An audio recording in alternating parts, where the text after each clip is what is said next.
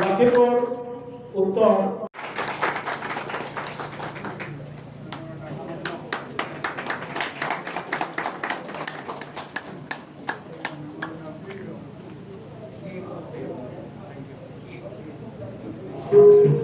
কর্তৃক আয়োজিত আজকে এই কৃষ্ণ জন্মাষ্টমী উপলক্ষে এই সভায় উপস্থিত শ্রী গৌরচন্দ্র শর্মা মহাশয়, এখানে আমার সঙ্গে আসা ভারতীয় জনতা পার্টি মন্ডল সভাপতি শ্রী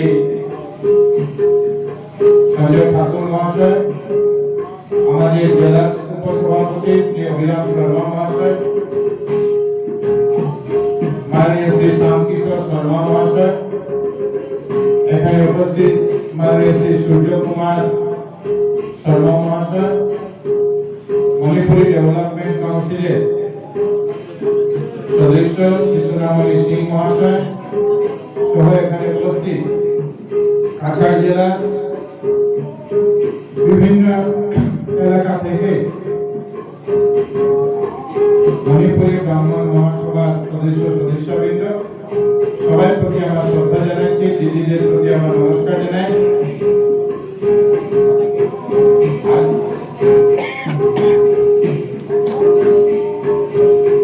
আজকে একটা পবিত্র দিন, শ্রীকৃষ্ণ জন্মাষ্টমী। আজ সমস্ত পৃথিবীর সাথে সাথে আপনারা এখানে কৃষ্ণ জন্মাষ্টমী পালনে ব্যবস্থা করেছেন, আমাকে আমন্ত্রণ জানিয়েছেন এই কৃষ্ণ জন্মাষ্টমীতে কৃষ্ণ দর্শন করার সুযোগ দিয়েছেন। এই জন্য আপনাদের সবার প্রতি আমার শ্রদ্ধা জানাচ্ছি, নমস্কার জানাচ্ছি।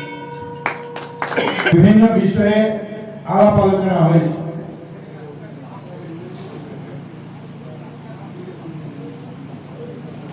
আমাদের এদিকে সভাও চলছে, এদিকে জন্মাষ্টমীর কার্যক্রম চলছে। আজকের দিনে সংস্কৃত ভাষা পৃথিবীর সবচেয়ে পুরানো ভাষা, যে সংস্কৃত ভাষা আজকে পৃথিবীর যত ভাষা আছে সমস্ত ভাষার মা বলা যায়। সংস্কৃত থেকে সমস্ত ভাষা আজকে পৃথিবীতে হয়েছে, কিন্তু সেই ভাষা আজকের দিনে প্রায় মৃতপ্রায়। আমরা অনেক সময় দেখি বাঙালি বলুন, মণিপুরি বলুন, হিন্দিভাষী বলুন, যারা পুরোহিতরা সংস্কৃত ভাষাতে তাদের যে কাজকর্ম সেই কাজকর্ম করেন না। হয়তো শুনতে খারাপ লাগতে পারে, সংস্কৃত ভাষা আজকের দিনে যে প্রয়োগ সেটা প্রায় শ্রাদ্ধ অনুষ্ঠানের মধ্যে রয়ে গেছে। বিয়ের সময় সংস্কৃত ভাষার প্রয়োগ অনেক কম লোকরা করে, শ্রাদ্ধের মধ্যে এটার প্রচলনটা রয়ে গেছে। বাকি প্রায় শ্রাদ্ধে অনেক জায়গাতে কমে গেছে, যে কর্মকাণ্ড সেই কর্মকাণ্ডের মধ্যে আছে, বাকি জায়গাতে প্রায় শেষ হয়ে গেছে। আপনারা দেখেছেন যে এবার যখন আসাম বিধানসভার বিধায়কদের যখন শপথ দেওয়া হয়েছে, মুখ্যমন্ত্রী নির্দেশ দিয়েছেন কিছু কিছু আমাদের দলের বিধায়কদের যে আপনারা সংস্কৃত ভাষাতে শপথ গ্রহণ করুন। কিছু কিছু আমাদের বিধায়করা সংস্কৃত ভাষাতে শপথ গ্রহণ করেছে। আমার মনে হয় যে সংস্কৃত ভাষাকে বাঁচিয়ে রাখার দায়িত্ব আমাদের ভারতবর্ষের যারা নাগরিক, ভারতবর্ষের নাগরিকদের।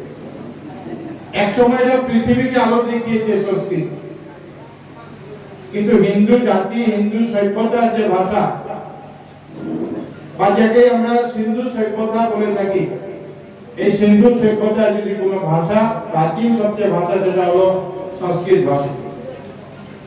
আমি আপনাদের অনুরোধ করব যে সংস্কৃত ভাষাকে কিভাবে আমরা বাঁচিয়ে রাখতে পারি। আপনারা এখানে বলেছেন যে পুরোহিত প্রশিক্ষণের ব্যাপার আপনারা বলেছেন। পুরোহিত প্রশিক্ষণের সাথে সাথে সরকারি উদ্যোগ বাদ দিন, আপনাদের উদ্যোগে,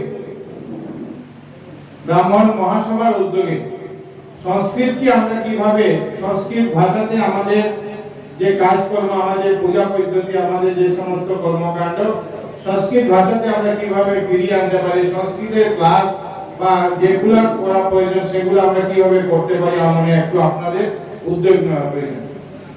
এটার জন্য আমার তরফ থেকে যে সমস্ত সাহিত্য সহযোগিতা, আমি সেই সাহিত্য সহযোগিতা করব। দেখুন, দু চারটি বিষয় এখানে আমি বলছি, আপনারা এটা অন্যভাবে নেবেন না। যে আমাদের যে জাতি বা যে ভাষা, যে কালচার আমাদের আছে, আমাদের জাতি, ভাষা, কালচার এটা কিন্তু নষ্ট হচ্ছে। কারণ যেটাই হোক, কারণ বিশ্লেষণ করে লাভ হবে না। আজকের দিনে আমরা কেন, যারা মণিপুরী লোকরা, আমি যেহেতু মণিপুরী সম্প্রদায় ব্রাহ্মণদের সভাতে এসেছি, মণিপুরী সম্প্রদায়ের কথাই আমি বলছি, কিন্তু এটা শুধু মণিপুরীদের মধ্যে নেই, অন্যদের মধ্যেও আছে। আমাদের মধ্যেও কিন্তু হিন্দু থেকে খ্রিস্টানিটি সংখ্যা শুরু হয়েছে, খ্রিস্টানিটিতে যাওয়া শুরু হয়েছে। শুনতে খারাপ লাগতে পারে। আর আমাদের এই যে মণিপুরী পোশাক, মণিপুরী খাওয়া, মণিপুরী ভাষা, মণিপুরী কালচার, এটা যদি টিকে থাকবে, আমি মনে করি যে হিন্দুত্বের মধ্যে টিকে থাকবে, অন্য ধর্মে গিয়ে টিকে থাকবে। এই জন্য এই কালচার সবার, সব জাতি, সব ভাষার গোষ্ঠীর মানুষের নিজস্ব নিজস্ব কালচার আছে। আমি আপনার কালচারকে যদি রেসপেক্ট করি, এর মানে এটা নয় যে আমি আমার কালচারকে আমি অপমান করলাম। সবার কাছে সবার কালচার প্রিয়, কিন্তু আমি মনে করি যে আমরা আমাদের যে কালচার, আমাদের যে ভাষা, যে ট্রেডিশন, এগুলোকে আমরা কিভাবে রাখতে পারি, এবং এটাতে আপনারা যারা ব্রাহ্মণ মহাসভার ব্যক্তিরা আছেন, আপনাদেরকে দায়িত্ব নিতে হবে। আমি আগে যখন আমার বাড়িতে গিয়েছিলেন তখন আমি বলেছি যে এখনো মণিপুরী সমাজ আছে, যে সমাজে বয়স্করা সেই সমাজকে পথ দেখাতে পারে। অনেক জাতি, অনেক ভাষা আছে যেটা বয়স্ক মানুষের কন্ট্রোলের বাইরে চলে গেছে। নতুন প্রজন্ম সেটাকে ভালো দিকে নিয়ে যাচ্ছে না খারাপ দিকে নিয়ে যাচ্ছে, সেটা কেউ জানে না। কিন্তু আপনাদের সমাজে আজকের দিনে আছে যে যারা বয়স্করা আছেন, বলিষ্ঠরা আছেন, তাদের প্রতি আপনাদের সমাজের যারা যুবকরা আছেন, যুবতীরা আছেন, শিশুরা আছেন, তরুণরা আছেন, তারা আপনাদেরকে সম্মান করে। এই জন্য আমরা আগামী দিনে আমাদের জাতি, আমাদের ভাষা, আমাদের কালচার, আমাদের যে ব্যবস্থা আছে, সেই ব্যবস্থাকে আমরা কিভাবে ধরে রাখতে পারব। কারণ আপনারা জানেন যে আজকের দিনে ধর্ম হিসাবে বললে হিন্দু ধর্ম, আর যদি আমরা ভাষা জাতি বলি, প্রত্যেক জাতি ভাষার উপর কিন্তু অন্য জাতি ভাষা ধর্মের লোকদের একটা অ্যাগ্রেশন শুরু হয়েছে। এটা আমরা কেউ না করতে পারবো। এটা বাঙালির মধ্যে বলুন, এটা হিন্দি ভাষীর মধ্যে বলুন, এটা চা বাগানের মধ্যে বলুন, মণিপুরী লোকদের মধ্যে বলুন, একটা অ্যাগ্রেশন শুরু হয়েছে। আর আমরা দেখছি যে বিভিন্ন জায়গাতে কিভাবে মানুষের সুযোগ সুবিধা নিয়ে কনভারসেশন চলছে, মানুষকে ধর্মান্তরিত করার চেষ্টা চলছে বিভিন্ন জায়গায়। আমরা আজকের দিনে গর্বের সঙ্গে আমরা বলতে পারি আমাদের ভাষা, আমাদের জাতি, আমাদের সংস্কৃতি যে কেউ হোক না কেন, আমাদের প্রথম পরিচয় কিন্তু আমরা ভারতীয়, আর তারপরে যে পরিচয় সেটা হলো আমরা হিন্দু। আমি মণিপুরি হই, বাঙালি হই, হিন্দিভাষী হই, আমরা গর্ব করে এটা বলি যে আমরা হিন্দু, আমরা ভারতবর্ষের নাগরিক, তারপরে আমার জাতি, আমার ভাষা, আমার সংস্কৃতি থাকতে পারে। আজকের দিনে যদি আমাদের ধর্ম, আমাদের ভারতীয়তা না বাঁচে, আমরা কেউ বাঁচতে পারবো না। আপনাদেরকে আমার অনুরোধ থাকবে যে পুরো সম্প্রদায়কে যাতে আপনারা দিশা দেখাতে পারেন, আপনারা যাতে অগ্রণী ভূমিকা নিয়ে এই জাতিকে এই ভাষাকে এগিয়ে নিয়ে যেতে পারেন আপনারা চেষ্টা করুন। এবং বিধায়ক হিসাবে যেহেতু এটা আপনাদের একটা স্পিরিচুয়াল কাজ, একটা ধর্মীয় কাজ, সেখানে একজন বিধায়ক সেখানে প্রবেশ করতে পারেন না, সেটা একটা আলাদা বিষয়। কিন্তু বাইরে থেকে আপনাদেরকে যে সাহায্য সহযোগিতা, আপনাদের সাহিত্য, আপনাদের কালচার, আপনাদের ভাষা, আপনাদের সংস্কৃতি বাঁচানোর জন্য এক বিধায়ক হিসাবে, প্রতিনিধি হিসাবে যতটুকু সাহায্য সহযোগিতা করার প্রয়োজন, আমি আপনাদেরকে সাহায্য সহযোগিতা করব। আমি বিগত দিনে বলেছিলাম আমি বিধানসভাতে আপনাদের বিষয় নিয়ে আমি প্রশ্ন করব। আমি প্রশ্ন করেছি, দাদা বলেছেন এজন্য আপনারা আমাকে সম্মানিত করেছেন, আপনাদের প্রতি আমার কৃতজ্ঞতা জানাই। এটা কৃতজ্ঞতা জানানোর জন্য আপনারা আমাকে ধন্যবাদ জানিয়েছেন, সেই জন্য এটা আমার দায়িত্ব। এটা আমার দায়িত্ব যে আমার বিধানসভাতে যারা বাস করেন, আর লক্ষ্মীপুর আপনারা জানেন এমন এক বিধানসভা, সেটা বরাক উপত্যকা কোনো বিধানসভার সঙ্গে তার মিল হয় না। অন্য জায়গাতে হিন্দু মুসলিমের মধ্যে রাজনীতি হয়, আমাদের মধ্যে তো হিন্দিভাষী মুসলিম আছে, বাঙালি মুসলিম আছে, মণিপুরি মুসলিম আছে, এটা অন্য জায়গাতে নেই। আমাদের এখানে যত জাতি, যত ভাষার লোক আছে, এটা অন্য কোনো বিধানসভাতে। আমাদের এখানে যারা ট্রাইবাল লোক আছে, এই ট্রাইবাল লোকদের মধ্যে যত টাইপসের ট্রাইব আছে, এটা অন্য কোনো জায়গাতে নেই। আমরা লক্ষ্মীপুরকে যে বলতে পারি একটা মিনি ইন্ডিয়ার একটা ছোট চিত্র। এই জন্য এখানকার যারাই বাস করেন, এই এলাকার যারাই নাগরিক আছেন, যাদের যে জাতি ভাষা থাকুক না কেন, তাদের যে সংস্কৃতি, সেই সংস্কৃতিকে রক্ষা করার জন্য তাদের যে সমস্যা, সেই সমস্যা সরকারের কাছে দাবি জানানোর দায়িত্ব আমার। আমি আগেও বলেছি, এখন আজকেও বলছি, এবং নির্বাচনের সময় বলেছি, এটা আপনারা নির্বাচন রাজনীতি হিসাবে নেবেন না, আমি নির্বাচনের সময় বলেছি যে কোনো মানুষের জাত, কোনো মানুষের ভাষা দিয়ে সেই মানুষের যাচাই হয় না। প্রত্যেক জাতে, প্রত্যেক ভাষায় ভালো খারাপ লোক আছে। আর আমি কখনো বলেছি যে মণিপুরি ভাষা কোন প্রতিনিধি বিগত দিনে বিধানসভাতে হয়, অনেক আগে ছিল। এটা আমার মনে হয় গত 30-35 বছরে কোন প্রতিনিধি বিধানসভাতে যান। এই জন্য আমি এই সমষ্টি যদি বিধায়ক নির্বাচিত হই, আমি মণিপুরি জাতির এক বিধায়ক নির্বাচিত হয়ে বিধানসভায় যে সমস্যাগুলি নিয়ে কথা বলবেন, যেহেতু আমার বিধানসভাতে অনেক এই সম্প্রদায়ের অনেক লোকরা বাস করে, তাদের যে সমস্যা, সেই সমস্যা, তাদের যে বিভিন্ন দাবি, সেই দাবিগুলি আমি বিধানসভাতে উত্থাপন করব। আমি বলেছি এবং আমি আপনাদের বলছি, আমি শুধু আপনাদের ভাষা নিয়ে একদিন কথা বলেছি, আপনাদের যে 13 আগস্ট কোন টিকেন্দ্রজিৎকে আমরা মণিপুরি হিসাবে ভাবি না। আর আমি মনে করি যে বীর টিকেন্দ্রজিৎকে মণিপুরি হিসাবে রাখলে আমরা টিকেন্দ্রজিতের প্রতি অপমান করা হবে। টিকেন্দ্রজিৎ ভারতবর্ষের উত্তর পূর্বাঞ্চলে একটা স্বাধীনতা সংগ্রামের প্রতীক। আর আমি এখানে মণিপুরি লোকরা খুশি হবেন, সেজন্য আমি সেখানে মুখ্যমন্ত্রীর কাছে যাইনি। আমি মুখ্যমন্ত্রীর কাছে এই জন্যই গিয়েছি যে টিকেন্দ্রজিৎকে যারা শ্রদ্ধা করেন, যারা ভালোবাসেন, সেই টিকেন্দ্রজিতের অবদান আমাদের আসাম, আমাদের ভারতবর্ষের জন্য আছে। এই জন্য টিকেন্দ্রজিতের জন্মদিনকে আমরা যদি ছুটির দিন হিসাবে পালন করি, আমার মনে হয় টিকেন্দ্রজিতের প্রতি একটা সম্মান জানানো হবে। আমি গতকালকে গিয়েছিলাম লক্ষ্মীনগর জিপিতে, আপনারা নাম শুনেছেন হাইকো যোজনার কথা। আমাদের বরাক উপত্যকায় কোন জায়গাতে জাদুনান একজন বড় মাপের স্বাধীনতা সংগ্রামী ছিলেন, মাত্র 26 বছরে ওনাকে ফাঁসি দেওয়া হয়েছে। আমি কালকে বলেছি যে আমরা আগামী 1 বছরের মধ্যে লক্ষ্মীনগর জিপিতে জাদুনানের জন্য আমরা একটা মূর্তি স্থাপন করব, একটা স্ট্যাচু তৈরি করব। নাগা সম্প্রদায়কে খুশি করার জন্য না, জাদুনানকে সম্মান জানানোর জন্য, যাতে রংমাই সম্প্রদায় হোক বা অন্য সম্প্রদায়ের লোকরা হোক, তারা যাতে ইন্সপায়ার হতে পারে, নেক্সট জেনারেশন যাতে ইন্সপায়ার হতে পারে যে আমাদের মধ্যে একজন ফ্রিডম ফাইটার আছে।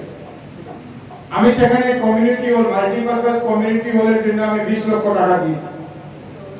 আমি বলেছি যে রানীমা গাইডের লোক যে সবচেয়ে একজন সম্মানিত, এক সময় উনি রানী ছিলেন এবং সবাই ওনাকে সম্মান করেন, স্বাধীনতা আন্দোলনে ওনার যোগদান ছিল, ওনার নামে আমরা সেখানে এই যে 20 লক্ষ টাকা Ranibagh idol multipurpose community hall আমরা তৈরি করব। আমার উদ্দেশ্য হলো যে কোনো জাতি বা কোনো ভাষার লোককে অ্যাপিজমেন্ট করানো, কিন্তু যে জাতির যে কালচার আছে, যে জাতির যে ভাষা আছে, যে জাতির যারা মহাপুরুষরা আছেন তাদের যাতে আমরা স্মৃতিসৌধ, তাদের যাতে স্ট্যাচু আমরা বানাতে পারি, নেক্সট জেনারেশনকে যাতে আমরা ইন্সপায়ার করতে পারি। আপনারা এখানে বলেছেন কমিউনিটি হলের কথা, আমি দেখলাম, আমি আমাদের মন্ডল সভাপতিকে দেখালাম যে প্রাক্তন বিধায়কের এমএলএ এলাকা তহবিল থেকে এখানে 5 লক্ষ টাকা দেওয়া হয়েছে। আপনারা, আমি আগেও আপনাদেরকে বলেছি, আপনারা সেটার জন্য কাজ করুন। আমি চাই যে সেখানে শুধু পুরোহিত ট্রেনিং নয়, আপনাদের যারা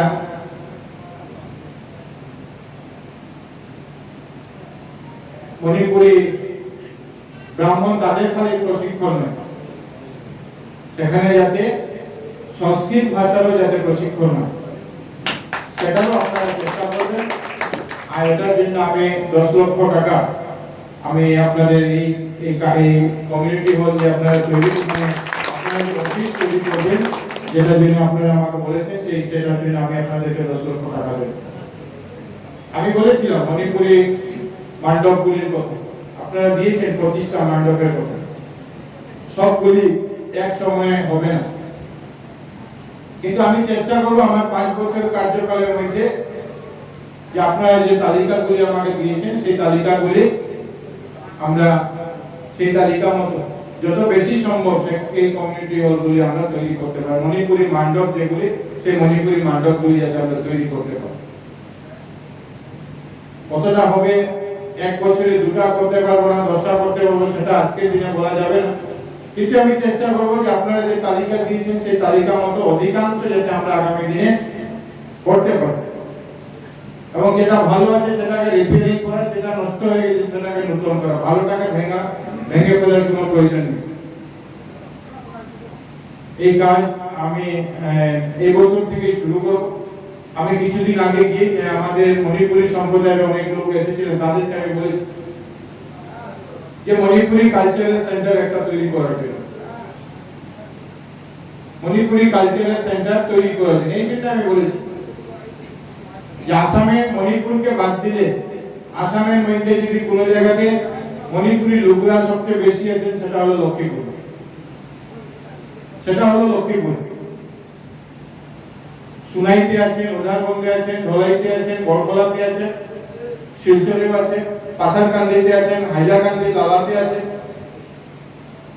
আর আমাদের বরাকের বাইরে যদি আমরা যাই, সে হুজাইয়ে আছেন, আমাদের জোরহাটে আছেন, কিন্তু সংখ্যা অনেক কম।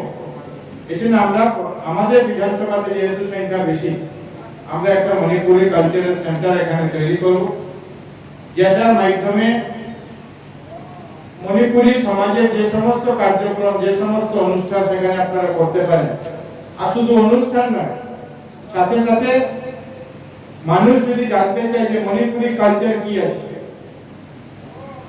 কেউ যদি বলে যে মণিপুরি কালচার, মণিপুরীরা কাপড় কি রকম পরেন, মণিপুরীদের খাওয়া কি আছে, মণিপুরীদের শ্রাদ্ধের পদ্ধতি কি আছে, মণিপুরীদের বিয়ের নিয়ম কি আছে, সেই কালচারাল সেন্টারে গিয়ে যেখানে জানতে পারবে, সেরকম একটা কালচারাল সেন্টার আগামী দিনে তৈরি করার জন্য আমি চেষ্টা করব। আমি বিধায়ক নির্বাচিত হয়েছি, আমি চেষ্টা করছি যে লক্ষ্মীপুর সমষ্টির উন্নয়ন যাতে করা যায়।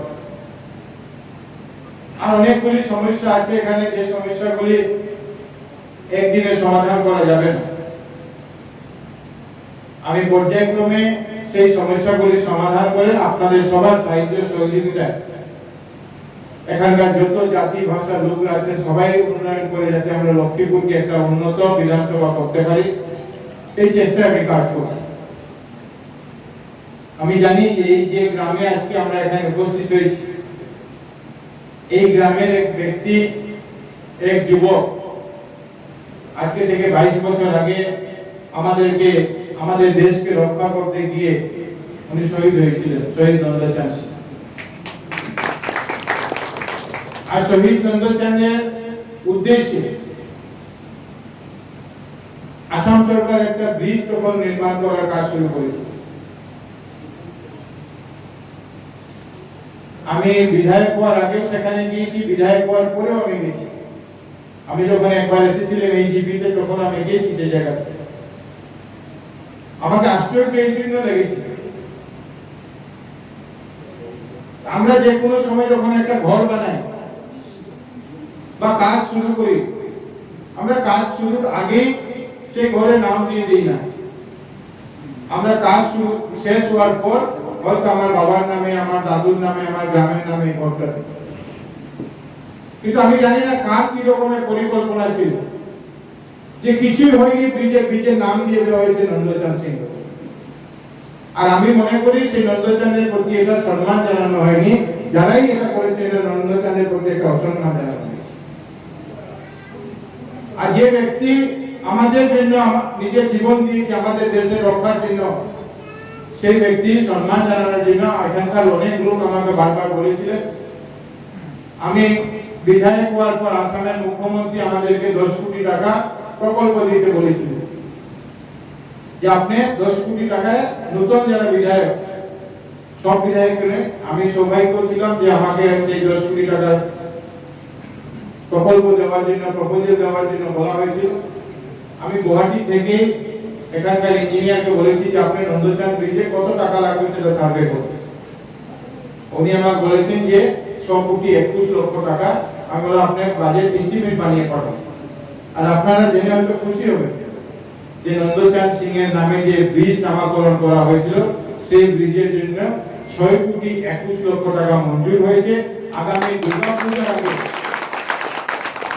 দুর্গাপূজার আগে আমরা সেই ব্রিজের যে কাজ, সেই কাজের শিলান্যাস আমরা করব। আর আমি মনে করি সেই শিলান্যাস করে, সেই কাজকে শিলান্যাস শুধু না, সেই কাজকে সম্পূর্ণ করে যখন এই ব্রিজের মাধ্যমে মানুষ আসা যাওয়া করবেন শিবপুর এবং লক্ষ্মীপুরে, তখন মানুষের উপলব্ধি হবে যে না, নন্দচাঁদ সিং কেউ একজন ব্যক্তি ছিল।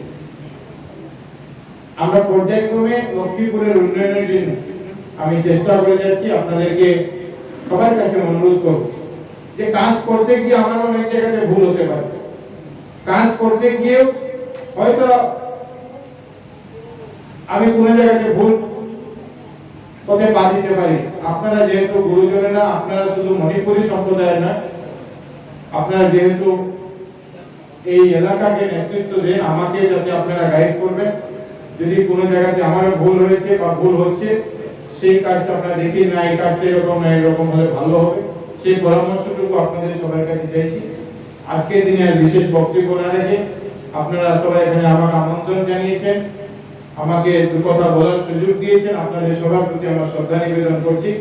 আর আগামী দিনে আপনাদের পাশে থেকে আপনাদের সাহিত্যে এই লক্ষ্মীপুরকে উন্নত বিধানসভা বানাতে পারি, এই কথা বলে সবার প্রতি শ্রদ্ধা জানিয়ে আমার বক্তব্য শেষ করছি। ভারত মাতা কি জয়।